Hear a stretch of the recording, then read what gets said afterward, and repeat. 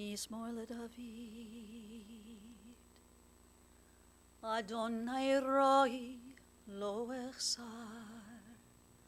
בינות אשר ירביצני על מי מנוחות ינחלני, נפשי שובב,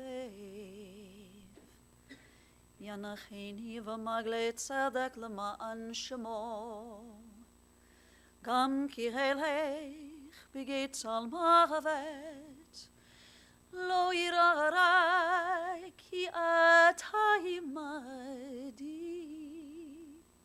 שבטך ומשענתך המה ינחמוני.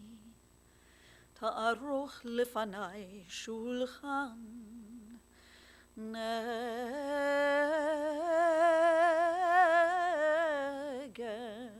צורריי, דשנת בשמן ראשי כוסי רוויה, אך טוב וחסד ירדיפוני כל ימי חיי, ושבתי בבית אדוני לאורך ימים.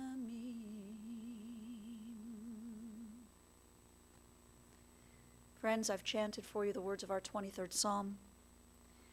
As we are faced with difficult times and challenging times, we often turn to the psalmist to seek comfort and strength. And so I ask you now to recite these words with me. The Lord is my shepherd, I shall not want. He maketh me to lie down in green pastures. He leadeth me beside the still waters. He restoreth my soul. He guideth me in straight paths for his name's sake. Yea, though I walk through the valley of the shadow of death, I will fear no evil, for thou art with me.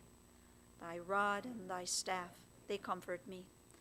Thou preparest a table before me in the presence of mine enemies. Thou hast anointed my head with oil. My cup runneth over. Surely goodness and mercy shall follow me all the days of my life, and I shall dwell in the house of the Lord forever. In the rising of the sun and in its going down, we will remember him. In the blowing of the wind and in the chill of winter, we will remember him. In the opening buds and in the rebirth of spring, we will remember him. In the blueness of sky and in the warmth of summer, we will remember him. In the rustling of leaves and in the beauty of autumn, we will remember him. In the beginning of the year and when it ends, we will remember him. When we are weary and in need of strength, we will remember him. And when we are lost and sick at heart, we will remember him. When we have joys we yearn to share, we will remember him. So long as we live, he too will live, for he is now a part of us as we remember Dr. Leslie Howard Paley. To you, Annette, his beloved for more than 61 years. To his children, Stephen, Michael, and Andrew, and also to Cindy, Liza, and Deborah. To his grandchildren, Hannah, Benji, Matthew, Jesse, Molly, and Sammy. And to all the members of the family and to so many dear and cherished friends who are here with us today and to those who could not join us today. We've gathered here to remember, but also to celebrate the life of your beloved Les.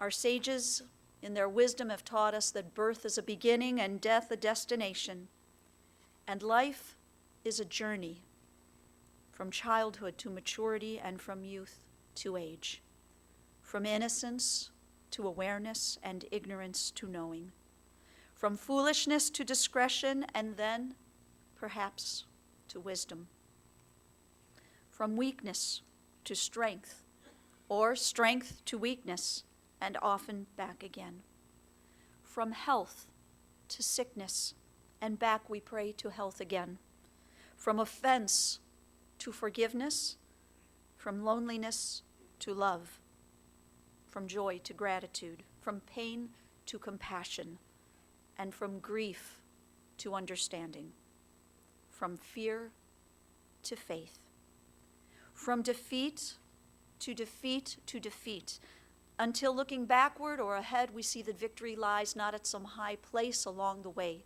but in having made the journey, stage by stage, a sacred pilgrimage.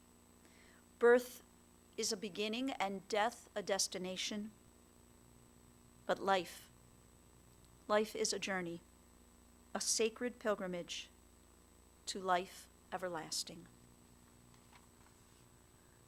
And today we are here to recall and to learn more about the journey, the path that less traveled.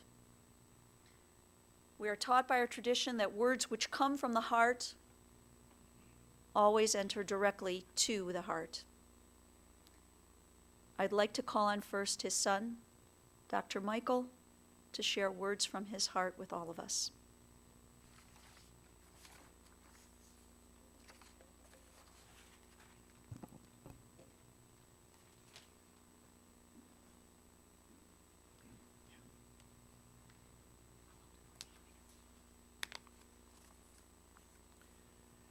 Just going to read this.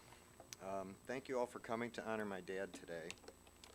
I want to thank my mom for being such an amazing wife to my dad, especially during the past 2 years when he was at Manor Park. Her devotion to him was inspiring, and she showed inner strength that I never knew she had. I also want to thank my Uncle Hy, my mom's brother, who moved here from California shortly after my dad moved to Manor Park. He visited my dad every day and brought him so much happiness and relief to my mom. So I just want to share a few thoughts on my dad and reflect on some times I had with him and what qualities he had that enriched my life and the lives of those around him. My dad was not one to lecture me or pass on lessons through giving advice or telling me how things are. He taught by his actions and by the way he lived his life. My dad was fun and funny. His sense of humor and his enjoyment of laughing and joking is a quality that everyone would quickly associate with him. He always had a funny story or joke to tell. He loved cartoons, especially Charles Addams. One of my favorite memories is waking up on Sunday morning and going downstairs to join him in reading the Sunday comics. He made everybody smile with his sense of humor, and I like to think that he gave me a great sense of humor. My dad loved music, both listening to it and playing it. First and mostly he played the piano, and later in life he took up the banjo, ultimately proving that you actually cannot teach an old dog new tricks. But he did teach me and my brothers to love music and play music. I also learned about different types of music, such as classical music, standards, bluegrass, ragtime, boogie-woogie. I think he was into ragtime even before the movie The Sting came out. I owe my musical vocabulary to him, and I have happy memories sitting with him at the piano playing songs together. My dad built things and fixed things. He had a workbench in the basement filled with every tool you could think of. He fixed plumbing, lighting, disposals, broken windows, patched drywall, painted. My wife is amazed that I know what an Allen wrench is, and even more impressed that I can use one. And I owe that to my dad. My dad built model rockets that we would shoot off at Belvoir School or John Carroll. He built an Apollo something that was as tall as I was that we shot off. He built a really amazing remote-controlled Chris Craft boat that was something we used to take to Shaker Lakes and drive it around. That was a great memory for us. My dad was not a fancy chef, but he did like to cook, mostly barbecue. He'd sit out in our backyard on a lawn chair smoking a cigar while my mom's beef ribs would cook. He'd grill in the rain and snow, and he always cleaned up. He cleaned up dinner, he cleaned up the dishes. He taught me how to do that and how to load a dishwasher, so important life lessons. His diet was interesting. I grew up thinking schmaltz on rye bread with a crusty coating of salt was actually normal.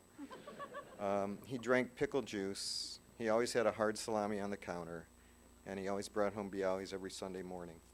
He loved coconut squares from Pincus Bakery, and always had a salt shaker nearby. My dad lived simply and never seemed interested in fancy cars, vacations, or clothes. He always seemed satisfied with what he had. My dad was very smart and was a voracious reader. That's what he did. He read about history, American Revolution, Civil War, World War II. He read about gangsters, serial killers. He was fascinated by ghosts and haunted places.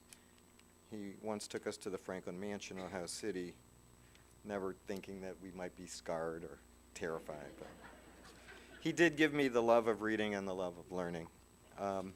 He was even-tempered. I really only saw him get angry if my brothers and I would escalate our fighting to a degree that was probably normal to get upset about. He would be upset at timeouts and commercial breaks during Browns games, and occasionally at a bad driver. He had some low-level road rage, but otherwise he was really even-keeled, and I learned that from him. Or maybe I didn't. Maybe I just think I did.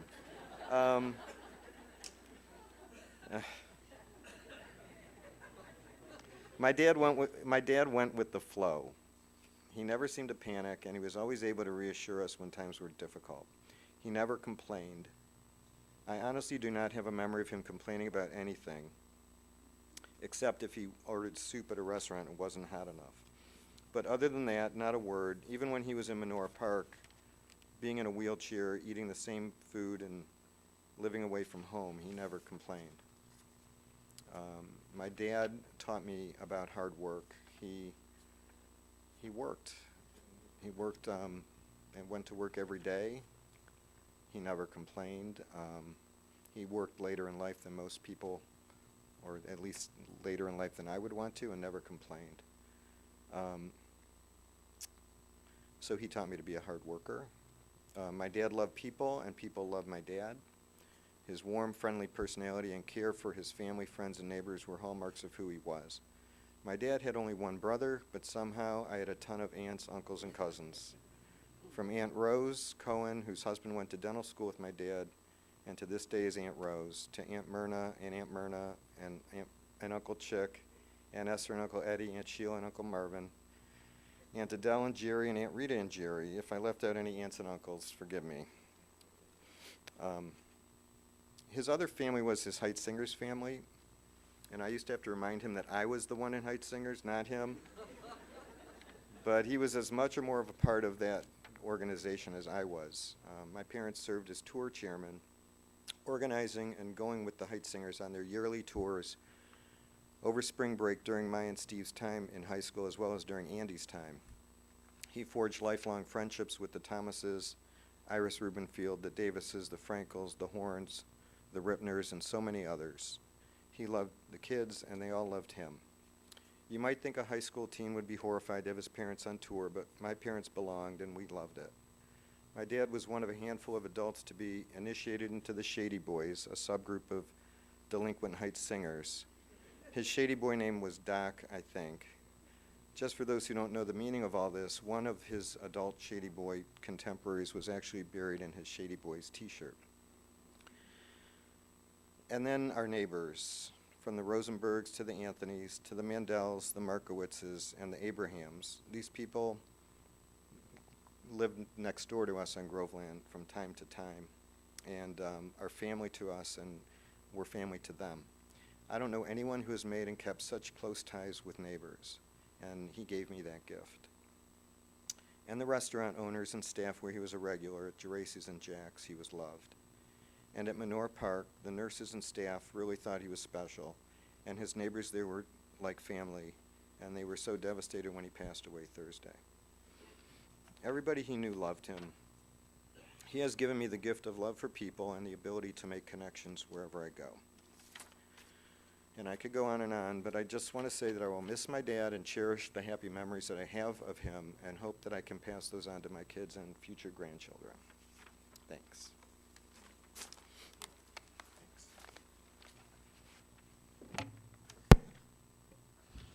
Thank you, Michael, for those beautiful words. I'm just curious, how many Heights singers are here today? That's very special. Also, to share words from his heart now, I'd like to call on his son, Rabbi Andrew.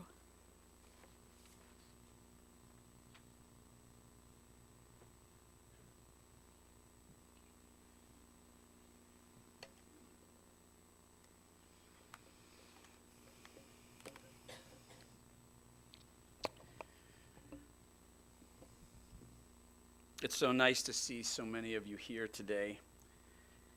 I know it brings a lot of comfort to our family, and I know my dad would have loved to see all of you.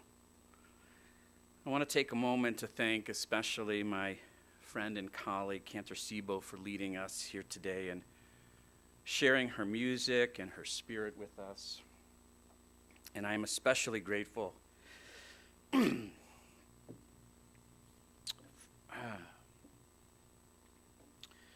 think I hadn't done this before. I'm especially grateful to my very dear friend and classmate in rabbinic school, Rabbi Aaron Bisno, senior rabbi at Congregation Road of Shalom in Pittsburgh, who is here today, as well as our close family friend and past president of Temple Shalom in Dallas, Eric Stock, who flew with us to be here today. I have no words. I like doing the New York Times crossword puzzle on my phone. It's easier to cheat that way, certainly than doing it from paper. I laugh to myself as each Sunday I get the Dallas Morning News and the New York Times. I still like to read the actual newspaper. As I try my hand at the Sunday puzzle, I grow frustrated at the one word that I can get. And I know why, not just because I'm not good at the puzzles, but because my dad was great at them. And he did the puzzles in ink, no less. As I flip through the pages of the paper, just like he did, sprawled out on the table, I start where he started with the comics and work my way through. What better way to think of him than to imagine him laughing out loud at Beetle Bailey or Doonesbury? My dad, as you know, was a person who loved to laugh and loved to make others laugh. And I know that you're thinking of those same corny jokes that he told. Those self-deprecating stories of his youth that seem quite impossible to imagine actually happening, yet knowing him, it was totally possible. Like the time he went roller skating and all the ball bearings from the skates came loose, forcing him to tumble, and those around him as well. Now, I don't know if any of those stories were true or not, but it makes for a good story. I suppose it's a little corny, but it's true that my dad never met a stranger. He was affable and rarely without an audience.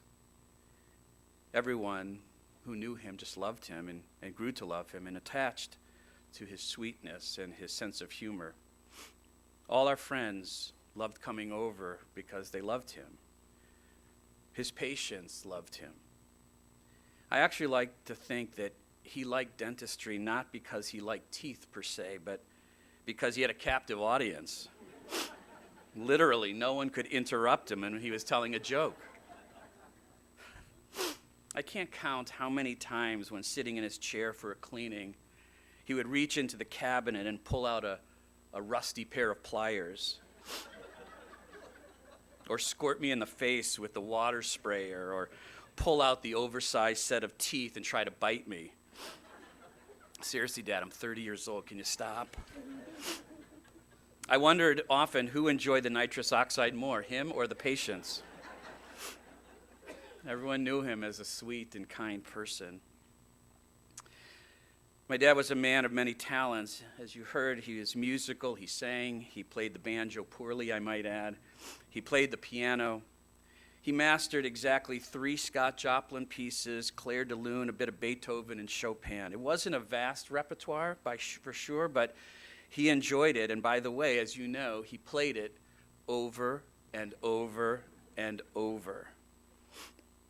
We actually took piano lessons together when I was little, and afterwards, when we would come home, I'd practice. He would sit in the living room on the yellow chairs, no less, if you know what that means, and ring one of my mom's bells every time I made a mistake, which he laughed at every time. I think I purposely made mistakes just to hear him laugh. My dad liked to fancy himself as a poet, although iambic pentameter has its limits. He was a very good storyteller, Alfred stories. Stories of a frog family that he told to me and Mike and Steve and to his grandchildren, and yes, even to his patients. He was a storehouse of useless trivia, winning in record time Trivial Pursuit every single time. He liked anything, as you heard, about haunted houses or murder mysteries or war. He liked to build things, as Michael said. He built this radio-controlled boat that we laugh at. He named the Sea Witch, which he joked he named after my mom, which Michael still has. He was a man of simple pleasures, a cigar, sitting in the lawn chair in the backyard, listening to classical music in the car, a good nap, brownies or coconut squares, Malamars or Oreos or pretzels in that container with the green lid, if you remember that one. A good salt bagel and schmaltz, of course, the Browns, the Cavs, the Indians, hitting golf balls at Lander Haven or taking an 8-year-old to bet on the horses at Northfield Park or Thistledown. That's a true story, by the way. My brothers and I always marveled that Dad, as you heard, was somebody who never really, and it's true, never really complained or missed a day of work, never grumbled about going to the store, which he actually loved to do, the euphemism for trying to get out of the house. He never groused about long hours or irritating patients. He never went on about missed opportunities or personal or professional regrets. I frankly don't know if he had any at all, but it seemed wherever he was, he seemed to make the best of it, and frankly seemed to make everyone around him better for it. I like to believe that Dad was proud of our work and our accomplishments. While sharing emotions at length was never a strong suit of his, he tried his best to be present at our concerts or our games, our events and performances, and he tried his best to stay awake during my sermons. I don't know how best he really was at it, by the way. I suppose his being there was testimony to where his heart and his mind were, even as his health and mobility declined and prevented him from actually being there. Thank goodness for FaceTime. I like to believe that he was proud of his accomplishments, although he never hung up his diplomas or his artwork or his letters of commendation. Instead, he carried pictures of his grandchildren, Benji and Jesse and Matthew, Molly, Hannah, and Sammy, in his wallet. My mom, his wife of 61 years, his 3 children and their wives, his 6 grandchildren, his friends, his acquaintances. Those were his real accomplishments. As his health declined, I know his new environment and circumstances. It was frustrating for him, although he never said a word of it out loud, at least not to me. My mom took excellent care of him, as did all of the doctors and nurses at Menora Park. Michael and Uncle High shared that burden regularly as well, and we thank you for that. There's a story told in the Talmud about 2 rabbis walking in the market, one asking the other around them who might have a share in the world to come. Elijah the prophet suddenly appears to the men and points to some people and says, "Those 2 have a share in the world to come." When the rabbis asked the men their occupations, they replied, "We are jesters. When we see people sad, we cheer them up. When we see people fighting, we make peace between them." Not for dentistry, not for artistry, not for music, but for his ability to make people smile and bring a sense of shalom to their world. Will my dad be granted a share in the world to come? He deserves that peace and that stillness that he sought here on earth. In that place, a cigar, maybe a World Series victory, Beethoven, a casino, a crossword puzzle, and a good nap will be his for the taking. And I hope he's enjoying that every day. Love you, Dad. May he always be remembered for blessing.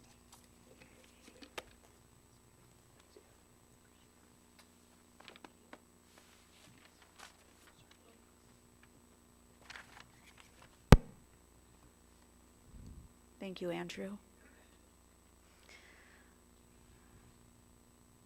And we also want to call on his granddaughter, Jessie.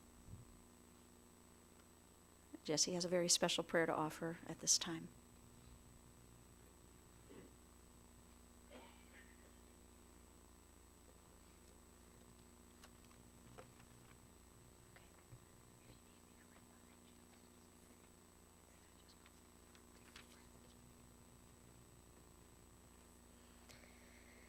Shalom Rav al Yisrael Amcha Tasim Leolam.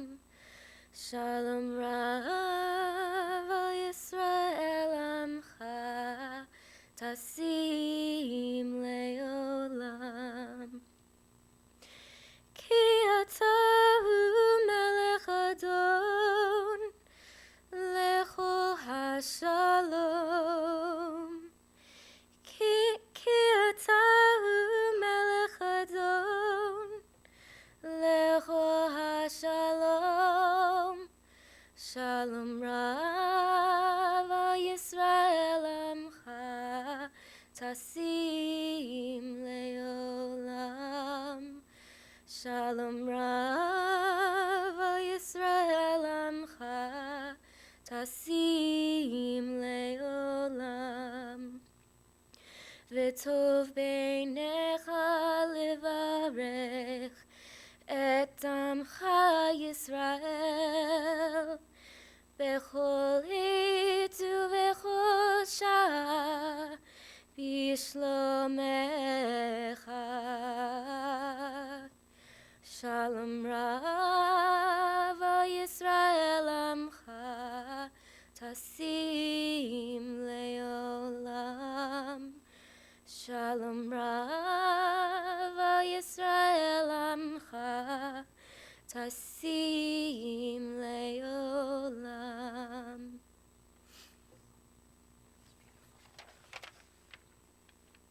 Thanks, Jessie.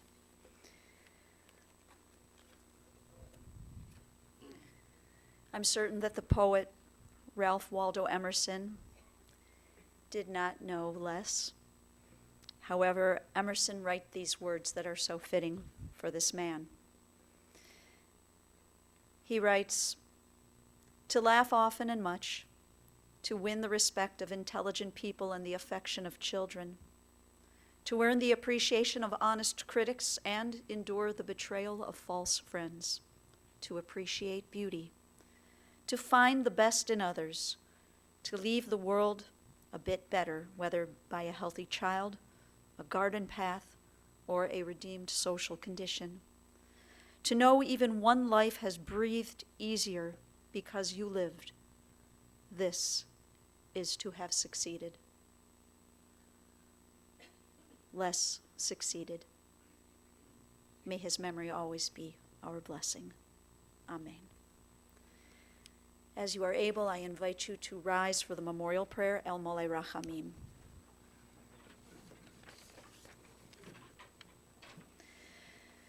El Mole Rachamim, shochen במרומים, עמסי מנוחה נכונה, תחת כנפי השכינה, במעלות קדושים וטהורים, כזוהר הרקיע מסעירים. את נשמת בת אליעזר בן משה, שהלך לעולמו בגן עדן, תחי מנוחתו. אנא בהרחמים אסתירהו, בסתר כנפך לעולמים, ותצרור בצרור החיים את נשמתו. אדוני הוא נחלתו, וינוח בשלום על משכבו, ונאמר Amen. O merciful God, who dwells on high, who is full of compassion, grant perfect rest beneath the shelter of your divine presence among the holy and pure, who shine as the brightness of the firmament. To our dear departed, Dr. Leslie Howard Paley, who has gone now to his eternal home. May Lesa's soul be bound up in the bonds of eternal life. Grant that his memory inspire all of us to noble and consecrated living. And to this we say, Amen. Please be seated. Just a couple short announcements. The first one, a little bit unusual, but I would like to ask that members of the Heights Singers who are here today, as we conclude the service, as the pallbearers are called upon, if you could meet me at the front row, I would greatly appreciate that. Also, I'd like to let you know that the family will receive visitors today at 2202 Acacia Park Drive. That's Acacia on the Greens in Lyndhurst. Today until 8 p.m. and also tomorrow from 2 until 4, and then again from 7 until 9. They'll be receiving visitors in what's called the social room. As you go through the guards gate, it's the building that is on your left. And finally, anyone wishing to make a contribution in memory of Les, the family has suggested that you might consider the National Council of Jewish Women or Menorah Park. On behalf of the entire family, we thank you for your love and support on this sad yet important day.